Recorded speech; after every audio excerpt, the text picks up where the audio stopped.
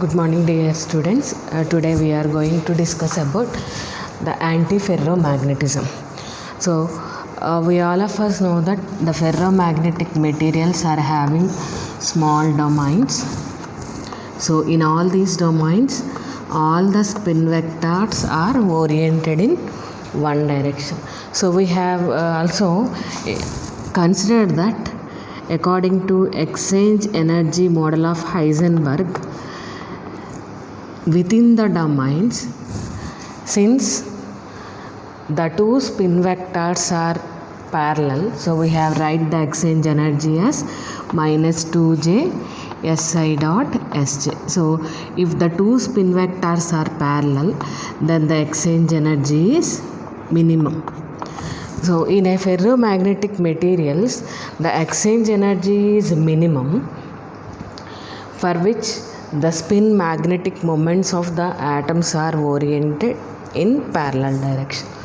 But in some materials such as manganese, chromium and rare earth metals,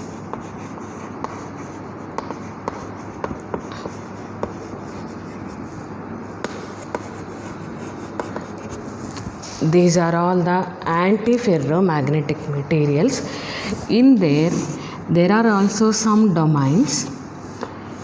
In each domain,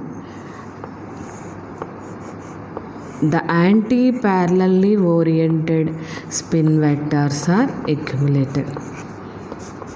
That is, for each spin vector there exists some oppositely oriented spin vector.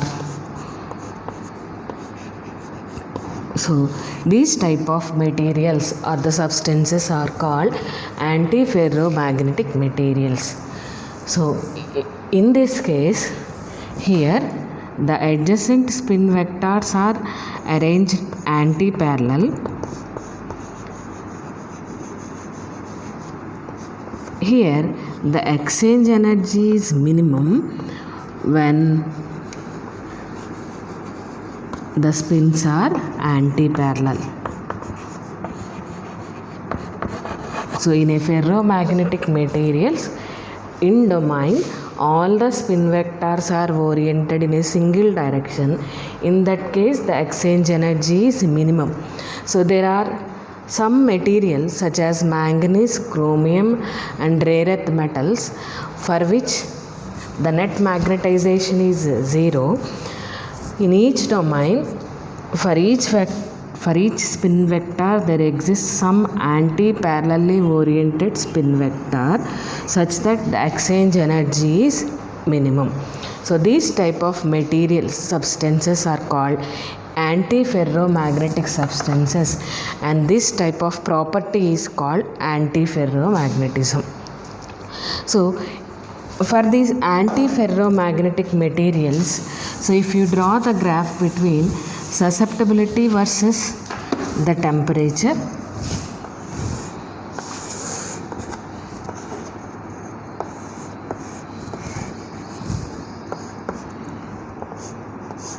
with the increase of the temperature, the susceptibility increases. At the temperature called Curie temperature, the susceptibility is minimum. That is, at a certain temperature, there is no magnetization or polarization. So in case of a magnetic field, it is called magnetization. In case of electric field, if the substance is exposed to electric field, then that magnetic moments orientation is called polarization. So with the increase of temperature, the susceptibility of the materials, particularly the magnetization of the materials, increases. At a particular temperature called Neal's temperature, the susceptibility is maximum, and after that the susceptibility decreases. So in the presence of external magnetic field, when these dipoles are oriented in different directions, they will orient in the direction of external magnetic field. Hence the susceptibility increases with the increase of temperature. So At a Curie temperature, the susceptibility is 0. At 0 temperature, there exists some, even though the temperature is not applied, there is some spontaneous magnetization. So due to that spontaneous magnetization means for every spin vector there exists one anti-parallel spin vector. There are some spin vectors which are not possessing the spin vectors exactly opposite to the direction. Due to that there exists some magnetization. So this susceptibility is the ratio of magnetization versus that of external magnetic field. So all these dipoles will orient in the direction of external magnetic field by applying this antiferromagnetic material to external magnetic field. After attaining this field called as Niels temperature, there exists no magnetization, and even though if we are increasing the temperature, this susceptibility decreases gradually. So this is the main phenomenon of antiferromagnetic material. So with the increase of the temperature, the susceptibility increases up to Niels temperature. After that, the susceptibility decreases. This is the fundamental important property of a antiferromagnetic material. So this antiferromagnetism can be explained by two subatomic lattice model. Antiferromagnetism and two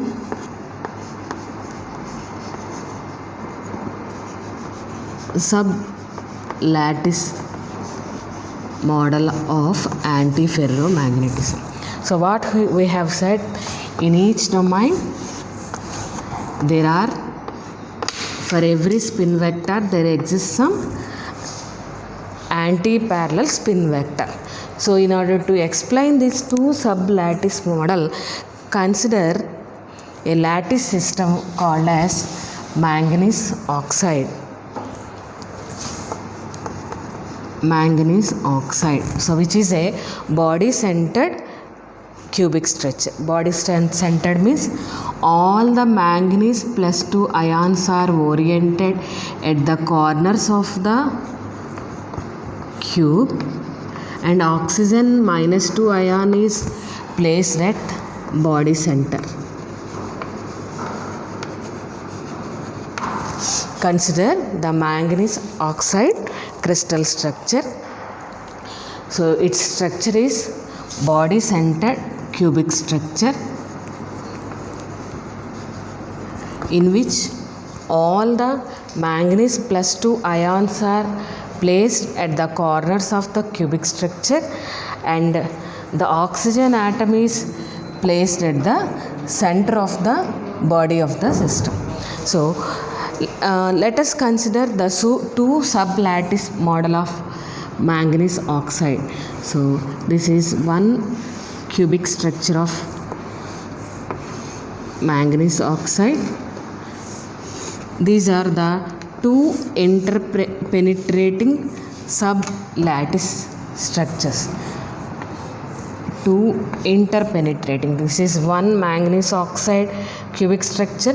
This is another manganese oxide cubic structure.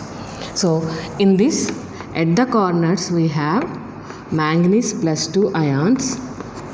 Here also we have manganese plus 2 ions, manganese plus 2 ions, manganese plus 2 ions, manganese plus 2, and manganese plus 2, manganese plus 2. At the center we have the oxygen minus 2 ion. Similarly, here also we have, at the corners of the cubic structure we have manganese plus 2 ions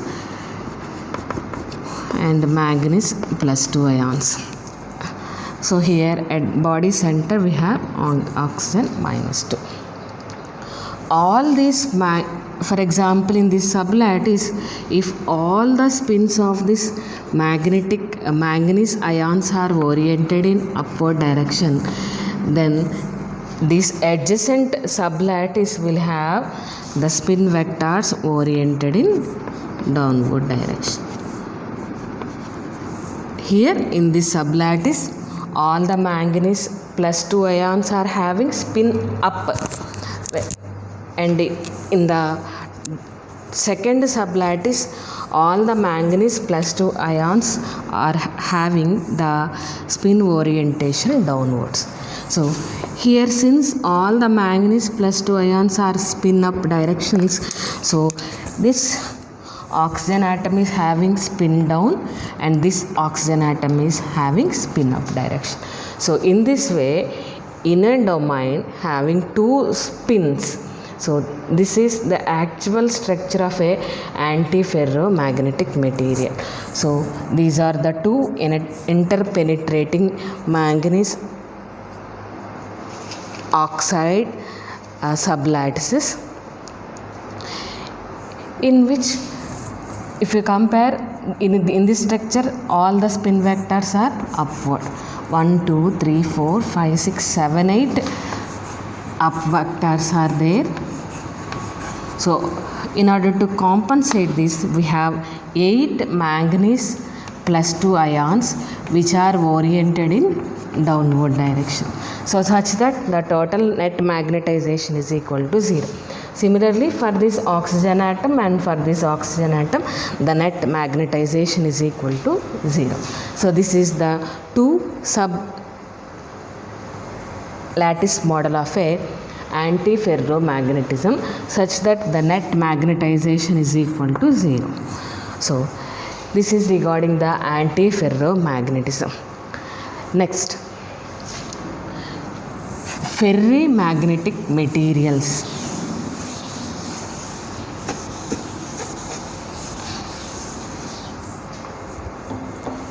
Ferrimagnetic materials, not ferromagnetic materials or ferrites. So these are all the special types of ferromagnetic materials. The simple term is, this is the structure of ferromagnetic materials. So what is the structure of ferromagnetic materials? All the domains are oriented. In all the domains, all the spin vectors are oriented in a unique direction.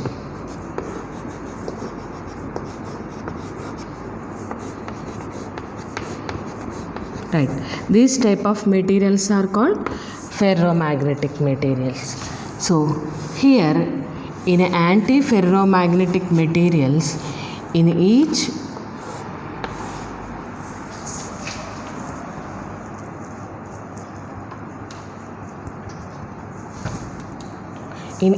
domain, for example, in this ferrimagnetic material, in each domain, for each spin vector, there exists some another spin vector which is oriented in opposite direction. Similarly, there exists one spin vector opposite to the direction of another spin vector.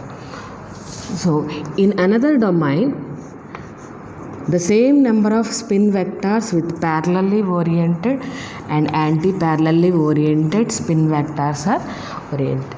So this type of structures are called antiferromagnetism. So in a ferromagnetic materials, all the spin vectors are oriented in a unique direction. In antiferromagnetism, for each spin vector, the completely compensated spin vectors are existed. For example, in this domain, if we are having nearly 10 spin magnetic dipole moments which are oriented in this above direction, there exists the equal number of spin vectors which are oriented in a downward direction, such that the net magnetization is equal to 0. So this is the compensated structure of a antiferromagnetic material. So if we consider these ferrimagnetic materials,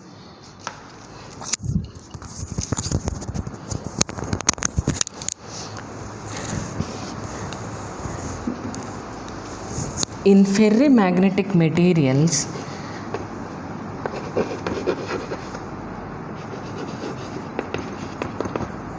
there are unbalanced spin moments.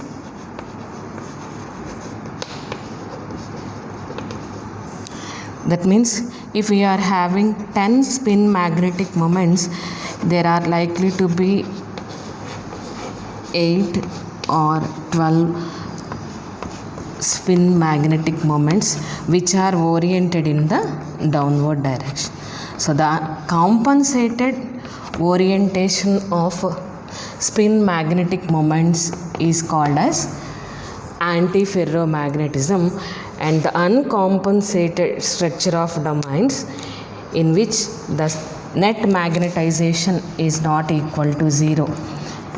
Here the net magnetization is equal to 0 for this antiferromagnetic materials, whereas for these ferrimagnetic materials or for ferrites, the net magnetization is not equal to 0.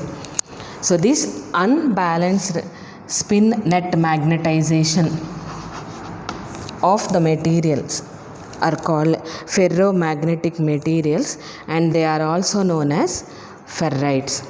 So the structures which are of the form Ab2O4 are called ferrimagnetic materials.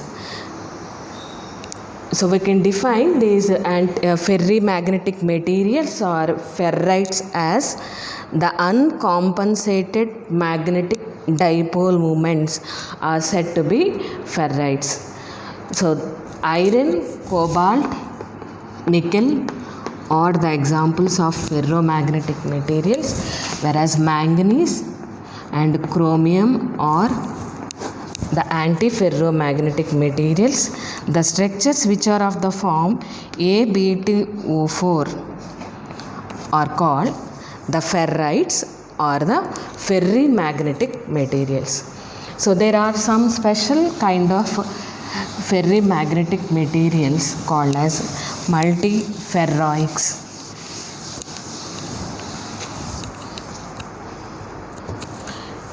This type of orientation of spin magnetic moments are exhibited by antiferromagnetic materials, and the materials which are having the spin moments like this are called ferrites or the ferrimagnetic materials. So the multiferroics are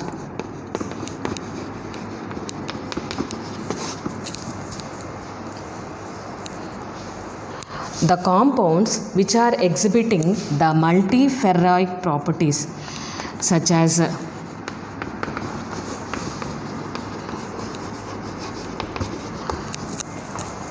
ferroelectric and ferromagnetic are called multiferroics.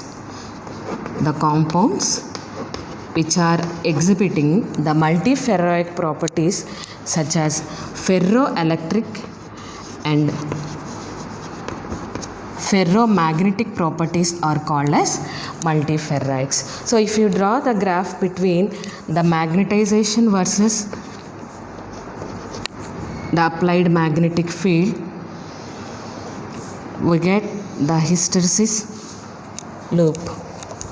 So if you draw the graph between the polarization versus the electric field for this ferroelectric multiferroics, it will also exhibit the hysteresis law. So the same compound which is exhibiting the multiferroic properties such as the hysteresis loop presentation in the presence of ferroelectric field and magnetic field are called as multiferroics. So in this, the electric field can change the magnetization property of the material, and the magnetic field may change the polarization of the material. So we can represent this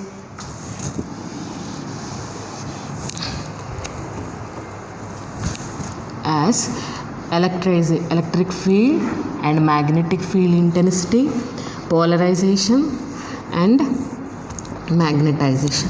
So this electric field may affect the magnetization of the material and the magnetic field may affect the polarization of the material. So in ideal case, this magnetization of this ferromagnetic material can be displayed by this diagram. So the blue diagram indicates the ferromagnetic nature of the compound. This is the hysteresis loop formed by the ferromagnetic material by drawing the MH curve. So this will be displayed in a color called blue. So in the presence of external electric field, if you draw the graph between polarization versus electric field, so we get the hysteresis loop, so which is in yellow color region. So here we have in multiferroics, the material will shows the hysteresis loop in presence of both magnetic field and electric field, so by changing the polarization and magnetization. So this is the important and ideal case of magnetization of ferromagnetic materials. This color will be in blue, this color will be in yellow. In common it is represented with green color. These are the important properties of the multiferroic systems. So the materials which are having the structure of BiFeO3 bismuth ferrite is the best example of a multiferroic material. So what is the use of this multiferroic materials? So by using these multiferroic materials, we can store the information in the devices such as magnetic tape or floppy disk. Magnetic tape and floppy disk. So in order to store the information in floppy disk or the magnetic types, these type of magnetic materials such as bismuth ferrite can be used. So they are used to write the digital information.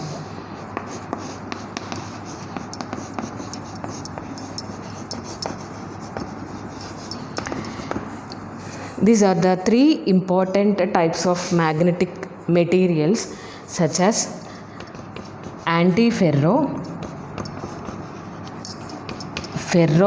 ferrimagnetic materials and multiferroic materials.